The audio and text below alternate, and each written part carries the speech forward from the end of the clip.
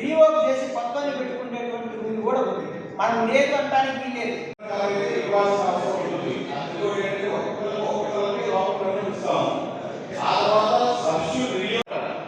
కాబట్టి దీన్ని ఎలా మంట పెట్టి దాని లోపల పెట్టేటప్పుడు చిరిగిపోకుండా కూడా చూసుకోవాలి.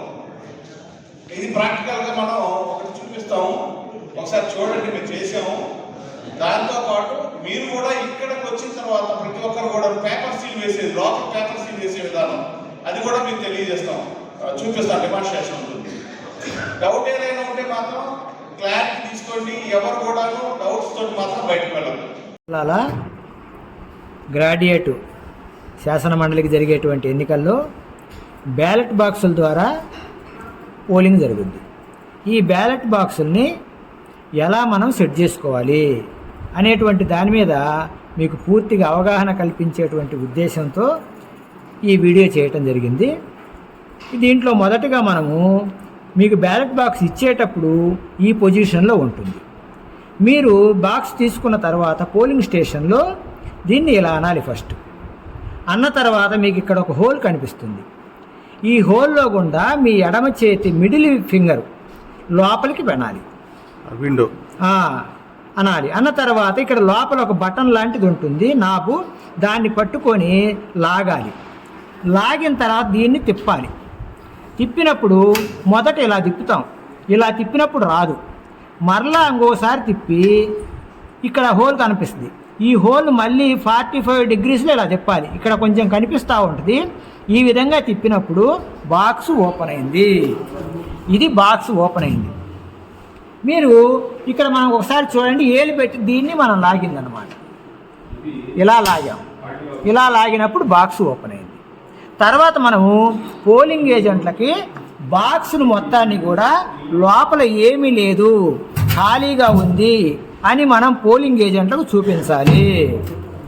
చూపించిన తర్వాత ఒక అడ్రస్ ట్యాగు లోపల వేయాలి. అడ్రస్ ట్యాగ్ మీద శాసన మండలి ఎన్నికలు మీకు అడ్రస్ ట్యాగులు సప్లై చేయడం జరుగుద్ది. దాని మీద మీ పోలింగ్ స్టేషన్ నెంబరు, వివరాలు అన్నీ రాసి అడ్రస్ ట్యాగ్ను బాక్స్లో వేయాలి. వేసిన తర్వాత నెక్స్ట్ మీరు చేయాల్సినటువంటి పని, దీనికి పేపర్ సీల్ సెట్ చేసుకోవాలి. ఇక్కడ పేపర్ సీల్ సెట్ చేయాలి. పేపర్ సీల్ మీకు 4 పేపర్ సీల్ ఇవ్వటం జరుగుతుంది. వాటిలో మీరు ఏ పేపర్ సీల్ అయితే వాడతారో ఆ పేపర్ సీల్ యొక్క నెంబర్ను మీరు ముందే నోట్ చేసుకోవాలి. పేపర్ సీల్ ఇదిగో ఈ విధంగా ఉంటుంది. ఒకవైపు ఏమో వైట్ కలర్ ఉంటుంది, రెండో వైపు గ్రీన్ కలర్ ఉంటుంది. ఈ గ్రీన్ కలర్ వైపు పేపర్ సీల్ నెంబర్ ఉంటుంది. మనం పేపర్ సీల్ సెట్ చేసిన తర్వాత ఈ గ్రీన్ కలర్ పైకి రావాలి. వైట్ కలరు అడుగు భాగానికి ఉంటుంది. ఈ వైట్ కలర్ వైపు పిఓల సంతకం పెట్టాలి. దీని మీద పిఓ సంతకం పెట్టాలి. ఏజెంట్ సంతకాలు అక్కర్లేదు. తర్వాత ఏజెంట్ల సంతకాలు కూడా పెట్టించాలి.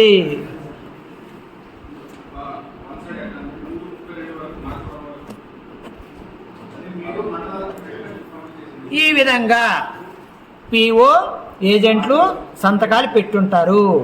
ఈ పెట్టున్నటువంటి పేపర్ సీల్ని మీరు జాగ్రత్తగా, నేను ఇక్కడ ఇన్సర్ట్ చేసేటువంటి విధానాన్ని జాగ్రత్తగా గమనించండి. ఈ వైట్ ఇటువైపు ఉండాలి, గ్రీన్ అనేది పైకి కనపడేటట్టు ఉండాలి, బయటికి కనపడేటట్టుగా. మొదటిగా సౌలభ్యంగా పేపర్ సీల్ని సెట్ చేయడానికి మొదటగా ఇక్కడ దూర్చండి.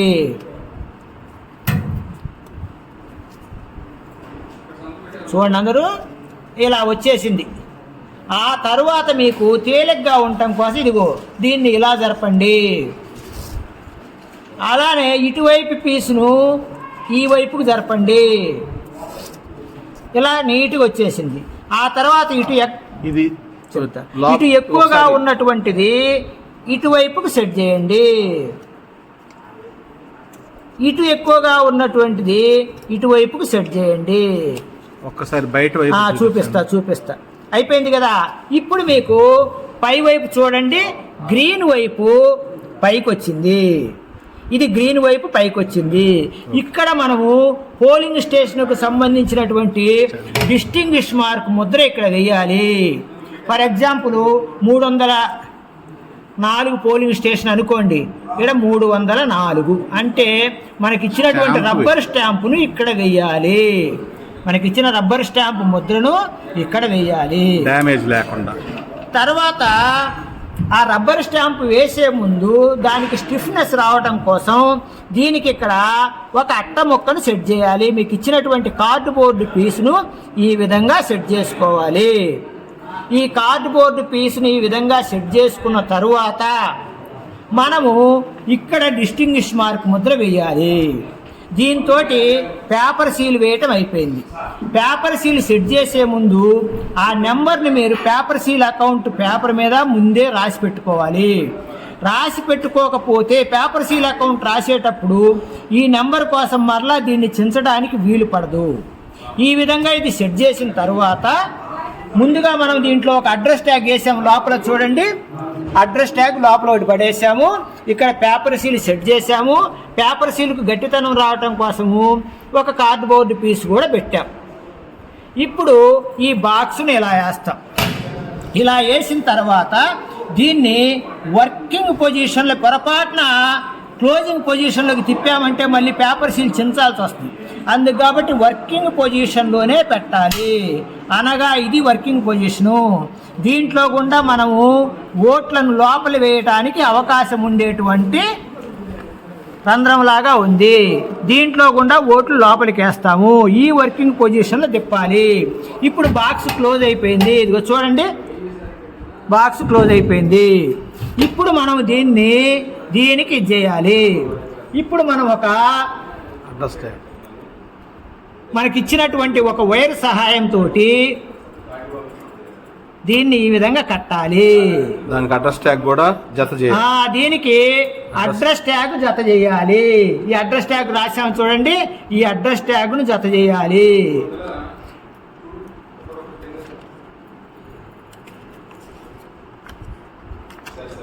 దానికి సీల్ వేయాలి. ఇలా అడ్రస్ ట్యాగ్ను జత చేసిన తరువాత దీనికి మనము ఇలా పెట్టి దీని మీద లక్క వేసి లక్కతోటి సీల్ వేయాలి. ఇప్పుడు బ్యాలెట్ బాక్స్ రెడీ అయింది. తర్వాత ఎలక్షన్ స్టార్ట్ అయింది. ఒక ట్రైనింగ్ క్లాస్ అయిపోయింది. ఈరోజు రెండో ట్రైనింగ్ క్లాసు. దానికి సంబంధించినటువంటి ప్రధానమైనటువంటి ఫారాలు, మీరు ఇవ్వాల్సినటువంటి కవర్సు, మెటీరియల్ అవన్నీ కూడా నిన్న వాట్సాప్లో పెట్టాము. చాలామంది చూసుకుంటారు అనుకుంటున్నా. ఎవరైనా పేరు యాడ్ కాకపోతే ఆ స్లిప్ రాసిస్తే వాళ్ళని కూడా యాడ్ చేస్తారు. మళ్ళీ పెడతారు. మీకు ఎక్కడ కూడా చిన్న డౌట్ కూడా రావడానికి అసలు అవకాశం లేకుండా నిన్నైతే నేను మొత్తం అన్ని నాకు కూడా పూర్తిగా తెలియక ఒకటే వీడియో చేస్తే దాదాపు గంట వచ్చింది. దాన్ని ఎటు పంపించడానికి కూడా వీలు పడక మళ్ళీ తెలిసిన మిత్రులకు ఇస్తే వాళ్ళు కట్ చేసి ముక్కలు చేసి పెట్టారు. అందరూ చూసే ఉంటారు. ప్రతిదీ కూడా క్యూ డైరీ కావాలి, back paper, paper seal account కానీ, డిక్లరేషన్ కానీ, ఆ బాక్స్ ఎలా సీల్ చేయాలి కానీ అవన్నీ కూడా వీడియో రూపంలో పెట్టారు. తర్వాత మీరు ఏ కౌంట్ ఎలా రాయాలని మీకు ఒక నోట్స్ పెట్టారు. మీరు ఆ నోట్స్ అందరూ ప్రింట్ తీసుకొని చదివే ఉంటారనుకుంటా. ఎక్కువ లేకుండా ప్రతిదీ మీకు ఏదైతే అవసరమైన పాయింట్ తోటే నోట్స్ పెట్టాను. దాన్ని కూడా మీరు వివరంగా చదవండి. ఈరోజు ఒకసారి అన్నీ కూడా మళ్ళీ ప్రెజెంట్ చేస్తాం. ఈరోజు కొత్త విషయం ఏంటంటే మైక్రో అబ్జర్వర్ల ట్రైనింగ్ కూడా. మైక్రో అబ్జర్వర్లు వాళ్ళు ఏం చేయాలి, వాళ్ళ డ్యూటీ ఏంటి, వాళ్ళ బాధ్యతలు ఏంటి, అవి కూడా అన్ని క్లియర్ చేస్తాం. మీకు ఈరోజు ఎక్కడ కూడా చిన్న డౌట్ కూడా ఉండడానికి వీలు లేకుండా డౌట్స్ ఉంటే రైట్ చేయండి, అడగండి. వాటి మొత్తాన్ని కూడా క్లారిఫై చేసి పంపిస్తాము. ఇందాక సార్ అడిగారు, ఏజెంట్లు 21 మంది పెట్టుకుంటే ఏంటి పరిస్థితి అని. 21 మంది ఏజెంట్లు పెట్టుకుంటారు. ఒక పోలింగ్ స్టేషన్లో 21 పెట్టాలి. అది గుర్తుపెట్టుకోండి. ఇప్పుడు ఎగ్జాంపుల్ నర్సరావుపేట ఒక ఆయన నిలబడ్డాడు. ఆయన చుట్టుపక్కల తనకు ఉన్నటువంటి 4 పోలింగ్ స్టేషన్లో ఏజెంట్ పెట్టుకుంటాడు. గురజాల ఒక ఆయన నిలబడ్డాడు, కనకం శ్రీనివాసరావు, ఏదో పార్టీ నవరాంటి పార్టీ. ఆయన అక్కడ ఉన్నటువంటి 4 పోలింగ్ స్టేషన్లో 2 మండలాలు పెట్టుకుంటారు. అంతేగాని 21 మంది ఒకే చోట ఏజెంట్లు పెట్టే పరిస్థితి అసలు కాదు. కొంతమంది వేరే కారణాల వల్ల ఈ అభ్యర్థులకు మెయిన్ అభ్యర్థులకు సపోర్టింగ్గా నామినేషన్ వేసుకుంటూ ఉంటారు. కాబట్టి మనకు మ్యాక్సిమం పెట్టి ఒక 5 6 పెడతారు. అయితే ఆ ఏజెంట్లు మనం పెట్టినటువంటి ఏజెంట్లు ఎంతమంది వచ్చినా 21 మంది వచ్చినా అందరికీ మనము అపాయింట్ చేసుకోవాల్సిందే, ఏజెంట్ పాస్ ఇవ్వాల్సిందే.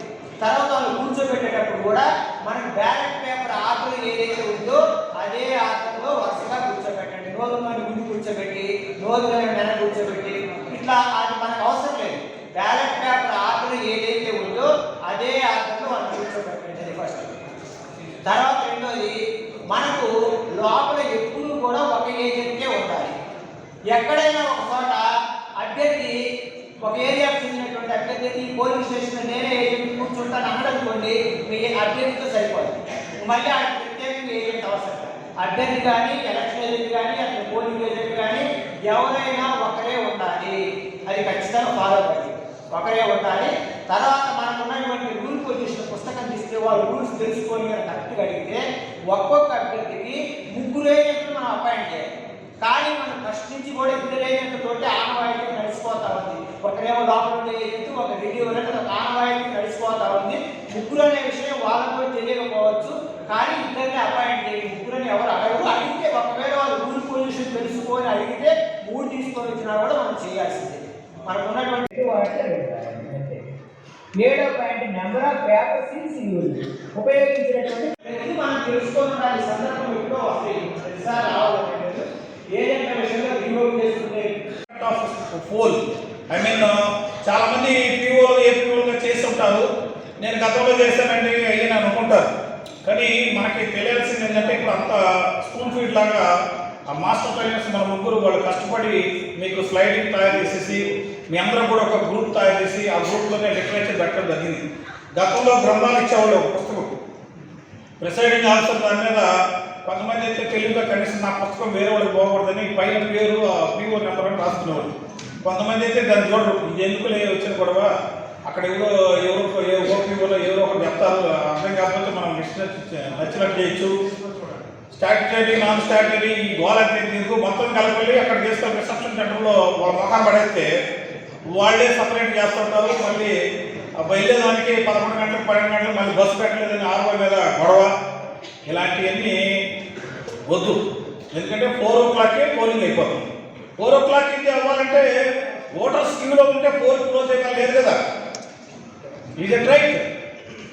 కాబట్టి మనం లాస్ట్ 4 o'clockకి లాస్ట్ 4 గంటలు కరెక్ట్గా పోలింగ్ బూత్లో ఎవరైతే స్టాండ్ బైలో ఉంటారో చివరి నుంచి 1వ నెంబర్ ఇవ్వాలి, అంతేనా? సో అలా ఇచ్చేసి మనం పోలింగ్ మొత్తం కూడా కంప్లీట్ చేసుకోవాలి. బట్ యూజువల్గా గ్రాడ్యుయేట్స్ కాబట్టి కొంతమంది పెద్దోళ్ళు కూడా ఉంటారు. గ్రాడ్యుయేట్ అంటే దీనిలో కొంతమంది ఏజ్డ్ ఉంటారు, వాళ్ళ ఇంట్రెస్ట్ ఉంటుంది. రైట్ అంటే అండర్స్టాండ్ చేసుకోండి. మనకి ఎంసెట్ ఎగ్జామ్ లాగా 1 సెకండ్లో ఇక్కడ రాకపోతే గేట్ క్లోజ్ చేసేసి, యూపీఎస్సీ సివిల్ సర్వీస్ ఎగ్జామ్ లాగా గేట్ క్లోజ్ చేసి వాళ్ళు మానసికంగా ఇబ్బంది పెట్టి ఆ పిల్లలు పోయి కృష్ణానదిలో దూకేటట్టుగా మీరు చేయబాకండి ఓటర్ని దయచేసి. చాలా మంది ఇదే కదా మనం చూస్తున్నాం. ఏమవుతుంది కొంతమంది సెకండ్ ఏమవుతుంది నా దృష్టిలో అయితే, if I am the member of UPSC or this one, I definitely discard that system.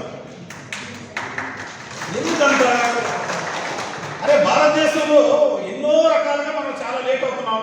మనం 11 గంటలు అన్నారు, 11:40 కూడా వచ్చారు లేట్.